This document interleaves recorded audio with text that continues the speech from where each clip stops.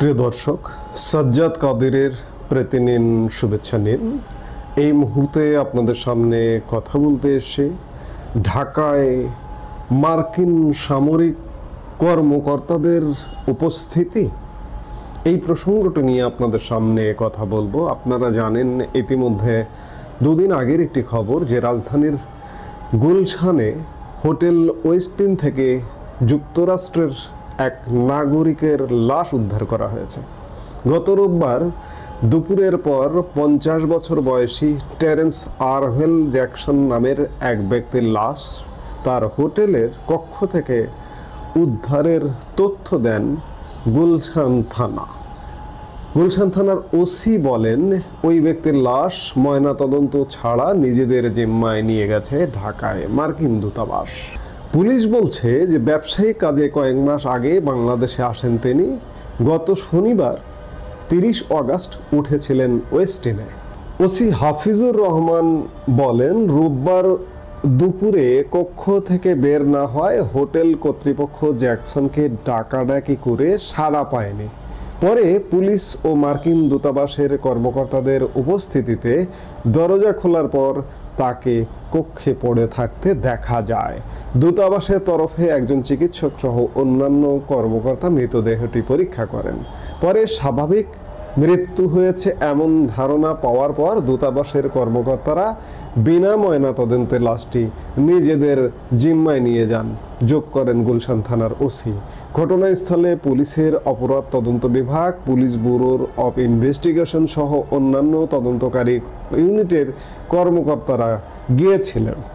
যাই হোক, একটি লাশ উদ্ধার হয়েছে মার্কিন নাগরিকের, তাও আবার, এবং শোনা যায় যে মার্কিন দূতাবাসই ওয়েস্টিন হোটেল ম্যানেজ করা, বুক করা করে দিয়েছিলেন এই মার্কিন নাগরিককে। তিনি শনিবার হোটেলে উঠেছিলেন এবং রোববার পর্যন্ত কোনো খাবার দাবার কোনো কিছুর অর্ডার দেননি বিধায় তাকে ডাকাডাকি করা হয়। পরে ডাকাডাকি না করে মাস্টার কি দিয়ে রুমের দরজা খুলে তাকে উদ্ধার করা হয় এবং তাকে মৃত পাওয়া যায়। এগুলো কেন?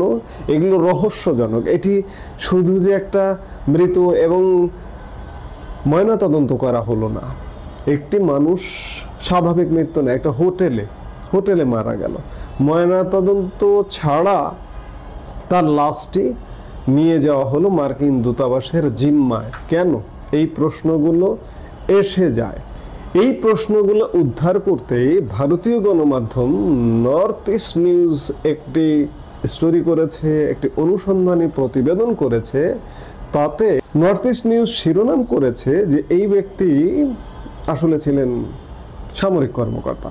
এর শিরোনামটি এমন যে ঢাকার ওয়েস্টিন হোটেলে মৃত অবস্থায় পাওয়া আমেরিকান ছিলেন মার্কিন special forces command officer Terrence Arvel Jackson. তার লিঙ্কইন পেজে জানা যায় যে 20 বছরের বেশি অভিজ্ঞতা ছিল এবং তিনি এশিয়া থিয়েটারে একাধিক যুদ্ধে অংশ নিয়েছেন। ঢাকার ওয়েস্টিন হোটেলের একটি রুমে 31 আগস্ট মৃত অবস্থায় পাওয়া মার্কিন সেনা অফিসার ছিলেন প্রথম স্পেশাল ফোর্সেস কমান্ডার এয়ারবনের কমান্ড ইন্সপেক্টর জেনারেল, এবং তিনি আগামী 2 বছরের মধ্যে অবসর নেওয়ার পরিকল্পনা করছিলেন, প্রকাশ করছে North East News. Terrence Arvel জ্যাকসনকে 31 আগস্ট তার ওয়েস্টিন হোটেল রুমে মৃত অবস্থায় পাওয়া যায়, আমরা আগেই বললাম। তবে ঢাকায় মার্কিন দূতাবাস তার সেনাবাহিনী সম্পর্কিত তথ্য প্রকাশে অনিচ্ছুক ছিল। বাংলাদেশের গণমাধ্যম থেকে আমরা জানতে পারিনি, যে শুধু জেনেছি যে একজন মার্কিন নাগরিকের লাশ উদ্ধার হয়েছে। একজন মানুষ মারা যেতে পারে, মারা যাওয়াটা স্বাভাবিক, বিষয়টাকে স্বাভাবিক সমীকরণে হিসেব করা হয়েছিল, কিন্তু নর্থ ইস্ট নিউজের সংবাদ বলছে ভিন্ন কথা।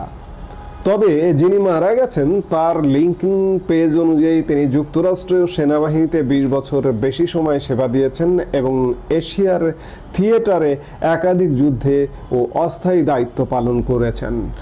নর্থ ক্যারোলিনার রেফোর্ড থেকে আগত জ্যাকসন একজন পূর্ণকালীন সামরিক অফিসার ছিলেন। তিনি 2006 সালের জুনে যুক্তরাষ্ট্র সেনাবাহিনীতে যোগ দেন এর আগে তিনি 2003 সালের জুন থেকে 2006 সালের জুন পর্যন্ত আর্মি ন্যাশনাল গার্ডে পার্ট টাইম কাজ করতেন এবং তখন তিনি সাউথ ক্যারোলিনায় নিয়োগপ্রাপ্ত ছিলেন। জ্যাকসনের লিঙ্কডইন পেজে লেখা আছে, আমার পূর্ববর্তী সামরিক পেশা ছিল ইনফ্যান্ট্রি অফিসার 11A এবং আমার বর্তমান পেশা স্পেশাল ফোর্সেস অফিসার বা 18A। বর্তমানে আমি প্রথম স্পেশাল ফোর্সেস কমান্ড এয়ারবর্নের কমান্ড ইন্সপেক্টর জেনারেল হিসেবে কর্মরত এবং আমি আগামী 2 বছরের মধ্যে অবসর নেওয়ার পরিকল্পনা করছি। প্রথম স্পেশাল ফোর্সেস কমান্ড এয়ারবর্ন হলো যুক্তরাষ্ট্র সেনাবাহিনী স্পেশাল অপারেশন কমান্ড। 1 SFCর মিশন হলো ভৌগোলিক কমব্যাটেন্ট কমান্ডার, আমেরিকান রাষ্ট্রদূত এবং অন্যান্য সরকারি সংস্থাগুলোর সমর্থনে পূর্ণ পরিসরে স্পেশাল অপারেশন পরিচালনার জন্য বাহিনী গঠন, সজ্জিতকরণ, প্রশিক্ষণ ও যাচাই করা। পুলিশ জানিয়েছে তার হোটেল লবি এবং রুম 808 এর পথের সিসিটিভি ফুটেজ পর্যালোচনা করেছে, কিন্তু কোনো সন্দেহজনক কিছু পাওয়া যায়নি। পুলিশ ধারণা করছে জ্যাকসনের মৃত্যু স্বাভাবিক কারণেই হয়েছে। প্রথম স্পেশাল ফোর্সেস কমান্ড এয়ারবর্নের সদর দপ্তর নর্থ ক্যারোলিনার ফোর্ট ব্রাগে অবস্থিত। ঢাকা মেট্রোপলিটন পুলিশ কর্তৃপক্ষ জ্যাকসন সম্পর্কে বেশি তথ্য প্রকাশ করতে আগ্রহী না হলেও স্পেশাল ফোর্সেস অফিসারের ঢাকায় উপস্থিতি নিয়ে জনমনে সন্দেহ দেখা দিয়েছে। যথেষ্ট প্রশ্ন উঠছে, তার বাংলাদেশের আগমনের স্পষ্ট কারণ কি ছিল? তিনি কি কয়েক মাস ধরে বাংলাদেশে ছিলেন? তাহলে এই সময়ে তিনি কি করতেন? তিনি কার সঙ্গে সাক্ষাৎ করেছিলেন এবং বাংলাদেশের কোন কোন জায়গায় ভ্রমণ করেছিলেন?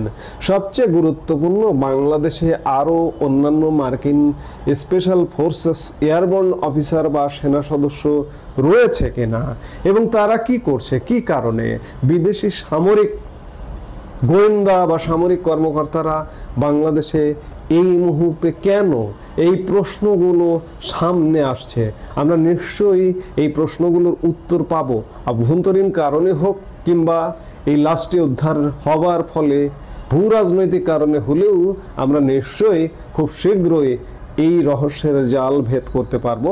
আমরা সে পর্যন্ত নিশ্চয়ই অপেক্ষা করি এবং দেখি কি হয়, যে আসলে কি ঘটতে যাচ্ছে। এই মুহূর্তে এ পর্যন্তই। সবাই ভালো থাকুন, সুস্থ থাকুন।